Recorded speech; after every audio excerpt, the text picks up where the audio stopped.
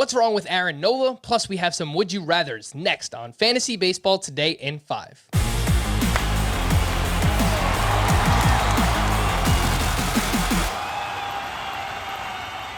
Welcome into FBT in 5. As always, make sure to follow and stream us on Spotify. Today is July 1st. We made it to July. I am Frank Stanfield, joined by Chris Towers. What is wrong with Aaron Nola? This time, he was up against the Marlins. 4 2/3 innings pitched. He had 11 strikeouts to 0 walks. He also gave up 7 earned runs against the Marlins. Chris, what's going on with Aaron Nola? This was such a weird start. 11 strikeouts, only 10 swinging strikes. The strike zone was very favorable for him in this one. He only gave up 4 hard hit balls.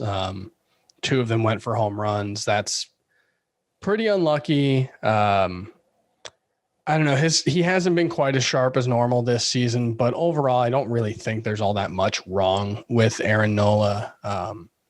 It feels a little bit like Luis Castillo early on in the season where, you look for some kind of signal of, okay, here's why things are going wrong for him. And then you kind of start turning things over and you can't really find anything. I think Aaron Nola is going to be very good moving forward.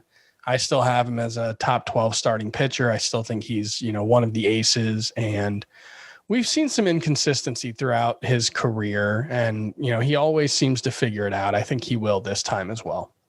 Yeah, the control, the command has been just off a little bit this year. The changeup, not nearly as good as it was last year, and as a result, we're seeing his entire repertoire play down this year. But I would still be looking to buy Aaron Nola if you can. The Braves put up 20 runs on Wednesday against the New York Mets, thanks in large part to Ozzie Albies, who went 5 for 6 with 2 home runs, a stolen base. He added 7 RBI and 4 runs scored. He now has 15 homers and 11 steals on the season.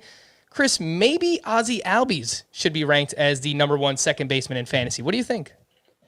Yeah, I think you can make a case for it. Sure. I would still take Whit Merrifield. I think Whit Merrifield's the better overall player, but the key thing for Ozzie Albies is he is hitting better from the left side of the plate this season than he has been in years past. He's always been, with the exception of 2020, which was a weird year, and we can kind of throw it out, he's always been much better against left-handed pitching, and especially as a power hitter. And this season, against right-handed pitchers, he's been right around an 800 OPS. If he can do that moving forward, he's been like 750 for his career. If he can be an 800 OPS bat against righties, I think he's going to put himself in the discussion for best second baseman in fantasy. And the thing to remember about Ozzie Albies is he is super young. I think he's only 25 still, despite the fact that he's been in the league for so long. So, it is entirely possible that he is making a leap right now. And, certainly over the last month or so, it's looked that way. 25, Chris, I'll do you one better. Ozzie Albies, 24 years old. That makes me feel old. I'm turning 33 in a couple days. I'm nearly a decade older than him. I didn't need to hear that. Happy birthday, Chris.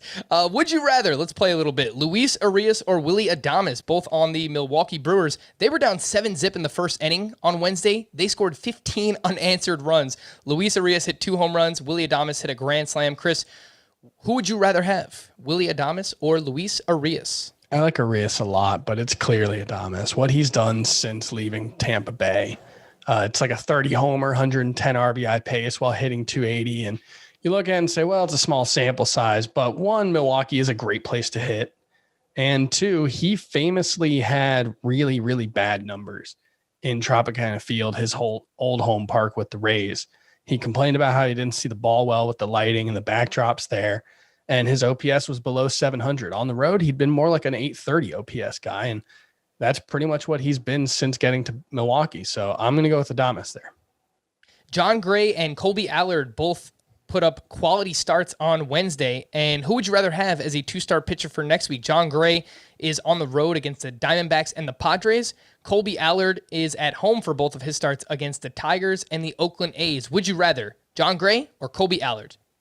Allard's probably got the better matchups there, but I think Jon Gray is the better pitcher. Certainly has more strikeout potential. Allard has lost a lot of spin rate over his last few outings, and the strikeout rate's about average. So I think Jon Gray has more upside, and given that both starts are on the road, I will go with Jon Gray.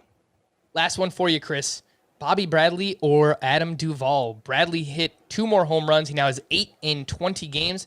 Adam Duvall went 2 for 4, hit his 18th home run on Wednesday. Who would you rather have if you just need power, Bobby Bradley or Adam Duvall?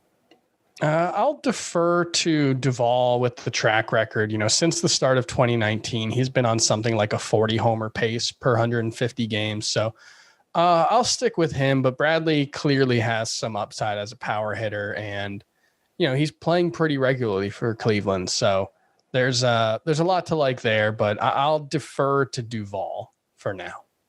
For more extensive fantasy baseball coverage, listen to the Fantasy Baseball Today podcast on Spotify, Apple Podcasts, Stitcher, your smart speakers, or anywhere else podcasts are found. And thanks for listening to Fantasy Baseball Today in 5. If you enjoyed the pod, please leave a 5-star review on Apple. We'll be back again tomorrow morning. Bye-bye.